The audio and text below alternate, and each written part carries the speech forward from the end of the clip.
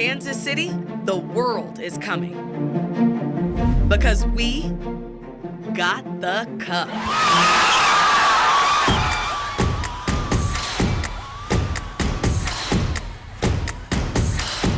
How about it, Kansas City? Just outside of my window, it says "Bring the World Cup to Kansas City." So if that, and it's the biggest poster that you can see. If you're not familiar with it, get familiar. I'm absolutely thrilled for this city. I still don't think can comprehend like how big this is going to be. The World Cup puts Kansas City on a map it's never been on before.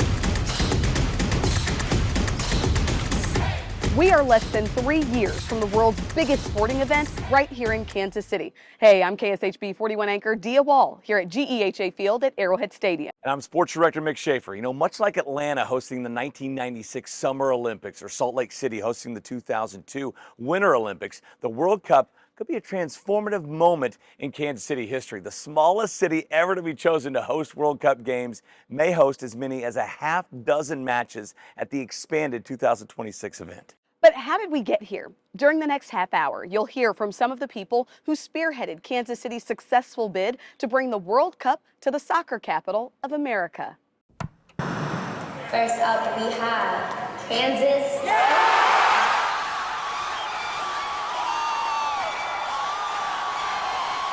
Best city of the world.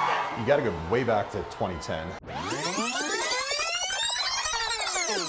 The winner to organize the 2022 FIFA World Cup is Qatar. So, you know, the U.S. lost the bid to Qatar at that time and Russia. So they announced back-to-back for what would have been 2018 and now 22. And that was devastating. Would have been great to have it here in the United States. I think in 1994 we put a great foot forward, and I think what we would have done in 22 would have been unreal. From that pain arose a potentially wild dream, bringing the World Cup to Kansas City. Conversations started in 2014, 2015, and a lot of conversations were happening at that time. It was, should we do this? Could we do this? Would we do this? And once we answered those three questions, and not just say yes, yes, yes, it was, does the state want to help? Does Kansas want to help? Not just Missouri. How are the mayors involved? How are the city councils involved? It took meetings with hundreds of people to say, yes, we want to do this. Could we do this? Yes. And what should we do this? That spirit of cooperation quickly became a strength of the bid as much as a necessity. Really, the theme of our bid was uniting a region. So the games will be hosted in Kansas City. However, we're representing the entire Midwest. One of our strategies was to source endorsement letters from youth soccer associations from surrounding Midwestern states, including Illinois. Chicago not bidding, helped us establish that relationship. And at the end of the day, FIFA's number one goal, as is U.S. Soccer's number one goal, is to grow the sport, right? And that starts from the youth level up. So I think uniting those 9 states that really represented that entire region painted an incredible picture for FIFA that maybe they didn't fully appreciate before coming in for that site visit. The effort that had gone into again messaging the entire Midwest region and what we could bring, especially when we're collaborating together. The Dream Team trying to make the dream real. The longtime leader of the Kansas City Sports Commission, Kathy Nelson, and Assistant Director, Catherine Holland, who led Kansas City's 2026 FIFA World Cup bid. Kathy's got a track record that's a mile long on the success that they've had. Then Catherine got involved a little bit later as we quickly realized, okay, this thing's gaining traction and momentum, and we need some help on this in terms of someone that just focused on it full time. But yeah, it was pretty early days. This is what they do well, and I think a group effort is what ultimately, in my opinion, helped put us over the top in terms of what separated Kansas City from everybody else. Well, that and a lot of hard work. After Kansas City won the bid, Sporting KC owner Cliff Illick printed off thousands of pages of documents and gave them to Holland as a way to represent the years of effort involved in the achievement. That's not even all of the documents that were submitted over the past 5 to 7 years. So that was just the high level highlights basically for him to really be brought up to speed on the individual effort that went into each of the tracks within the bid process. But yes, it's a substantial amount of paper. We still have so much more to come. That's right. Still ahead, Kansas City rolls out the red carpet for FIFA. We activated the entire region. We had everything scripted out. The extra touch, which took a stadium visit to a new level. I mean, I love a challenge. I love sort of, being positioned in a way where we're competing. Plus, the moment local leaders think they sealed the deal. That's coming up on Welcoming the World Cup, how KC became a host city.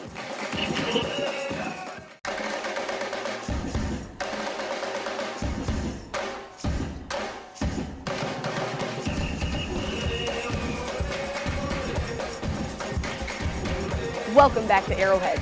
Kansas City may be the smallest city ever chosen to host a World Cup. But that seemingly provided some advantages to Kansas City's bid.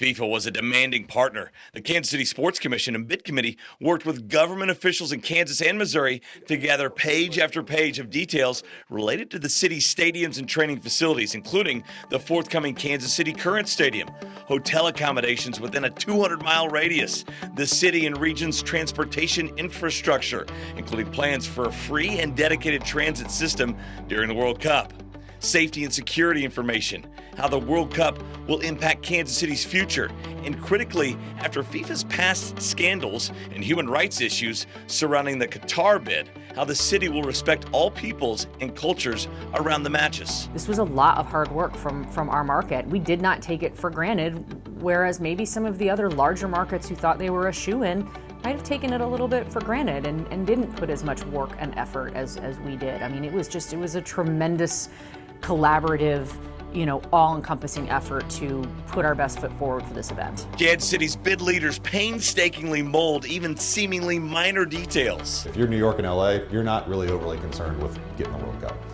So I think that energy and level that you bring to the bid, to the site visit, to all those things is much more check the box, right? Ours was anything but. It was, okay, the boxes will be checked, and then we got to just blow the doors off this thing when they come in. That even meant planting kids playing soccer on patches of grass across Kansas City as the FIFA delegation made its way around town in October of 2021. There were three paths during the site visit, and then a small group of people just looked at FIFA Fan Fest sites that we proposed.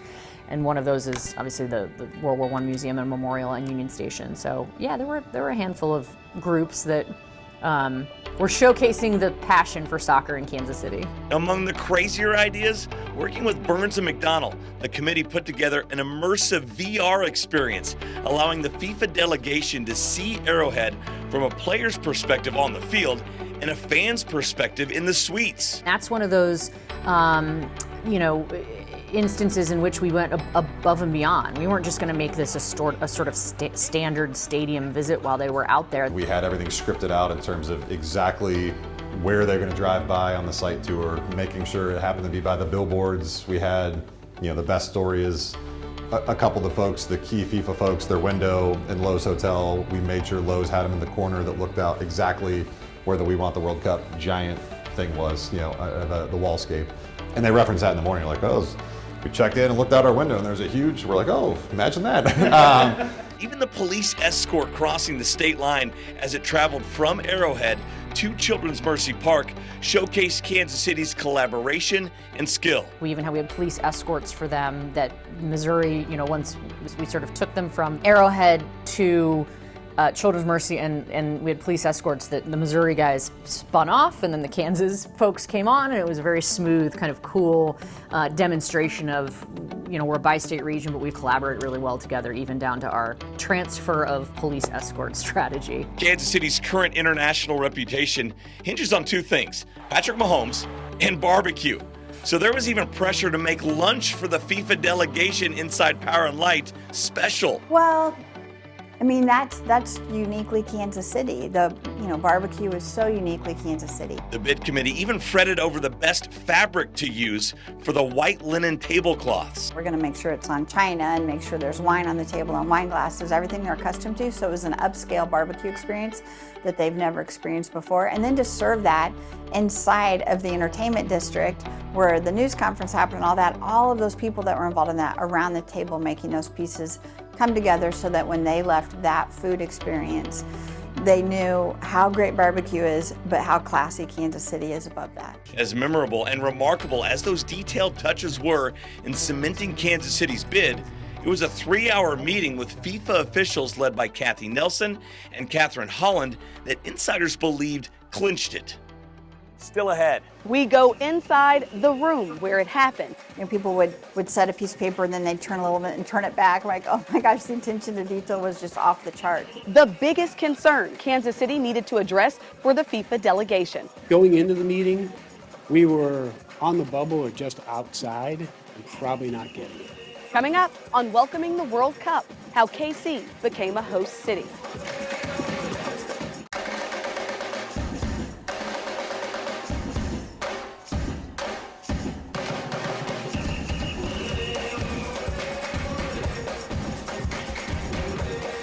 Arrowhead Stadium speaks for itself. This is a world-class venue worthy of international tournaments. But to convince global soccer leaders that Kansas City is worthy of worldwide attention was a matter that came down to the finer details and learning from other cities' downfalls.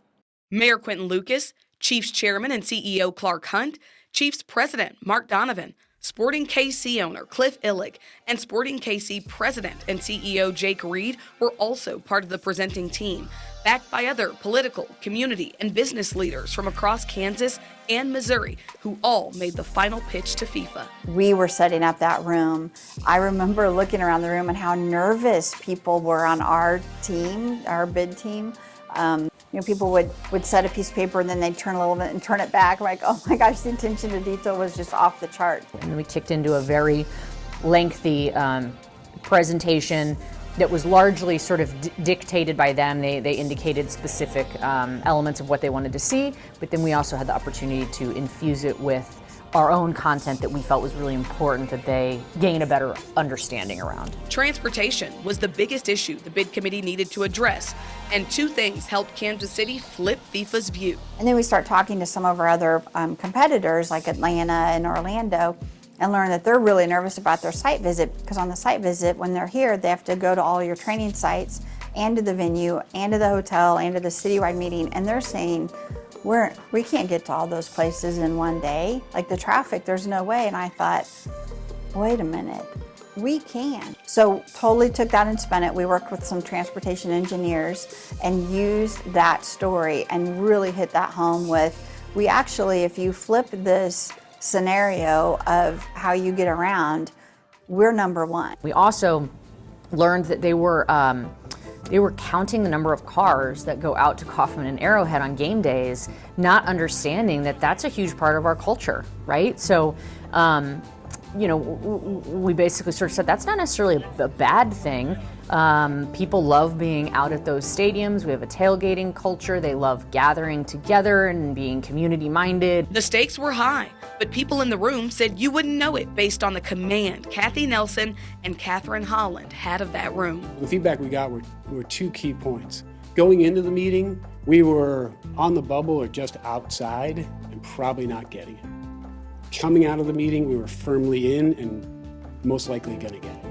So it was a great day for us as a city to come together and just show how special we are and how prepared we are for this. Kansas City earned the right to take the world's largest stage in 2026. We have a chance to really say, almost like Atlanta in 1996 Olympics, to say that, yeah, maybe you've heard of our city before, but this is really what we're about. We are a huge major city. And if you think about the Atlanta Olympics, right after that, you see more people talking about music out of Atlanta, industry out of Atlanta, culture, all of those sorts of things. That's what I'm expecting us to be able to leverage here in KC. We went to the town hall meeting immediately following the host city announcement. Kansas City was definitely kind of the belle of the ball, and everyone was really fired up about the fact that we had won. I think that community there very much appreciated that Kansas City really is a soccer capital of America and can justify that title. But not every city shared that feeling. It's actually mind-boggling to me that Kansas City was chosen. How could you not pick us?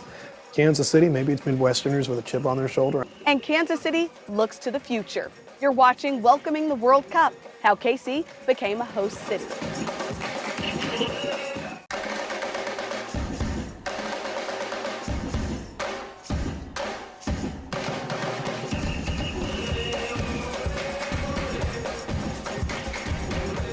Kansas City probably got lucky that Chicago failed to put a bid together and may have benefited from Nashville's ill-timed decision to build a new stadium.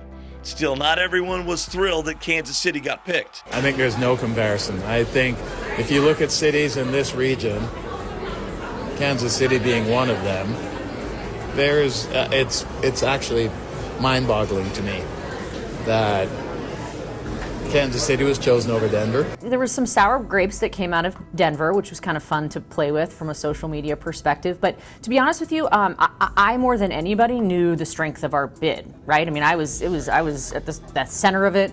I knew how much collaboration and effort had gone into making this bid the best it possibly can. Still, until FIFA announced Kansas City as a host city on June 16th, no one could be certain the soccer capital had shown enough. Probably the most intense thing it is the most intense thing I've ever been through, ever. I remember feeling that anxious. I have 2 daughters. I remember the only other time being that anxious was when I was giving birth and I didn't know if it was a boy or a girl. I remember that feeling again, and that's how I felt in my chest of, I don't know if this is a yes or a no, but I'm proud either way. We hit the ball out of the park in terms of how consistent the interest was as compared to some other cities that I think largely sat back and kind of said, look, we're Washington, D.C. / Baltimore. We're the center of power. How could you not pick us? Kansas City, maybe it's been Westerners with a chip on their shoulder. I think we said, we're going to make sure you know. And we did not let up. Of course, there's a new reality now. Kansas City must deliver a World Cup. It's really difficult to put into words what it's like to experience a festival like the World Cup. Not until you're in it and feeling the energy, the excitement.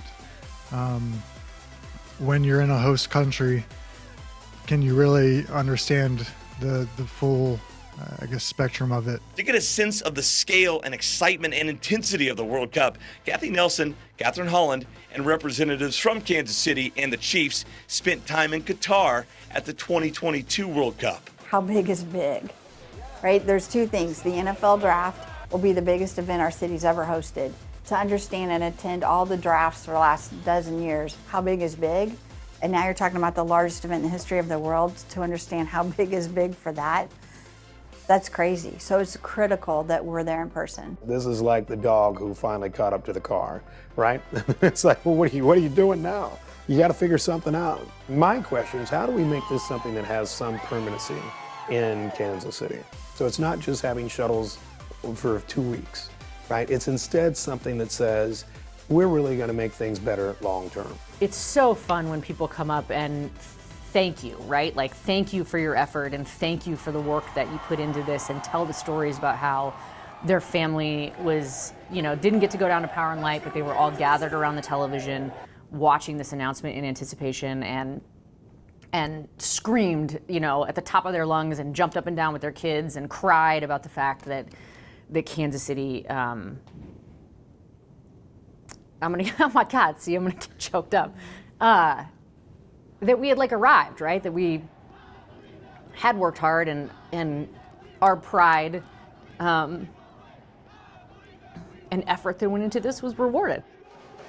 What a moment for Kansas City and all of us as we now count down to the 2026 tournament. By the way, that trip to Qatar for our Kansas City representatives included a behind-the-scenes look at the safety and security protocols, the stadium, transportation, and FIFA Fan Fest. As for GEHA Field at Arrowhead Stadium, the Chiefs have planned renovations in the spring of 2025, all to accommodate this football field for the dimensions necessary for soccer.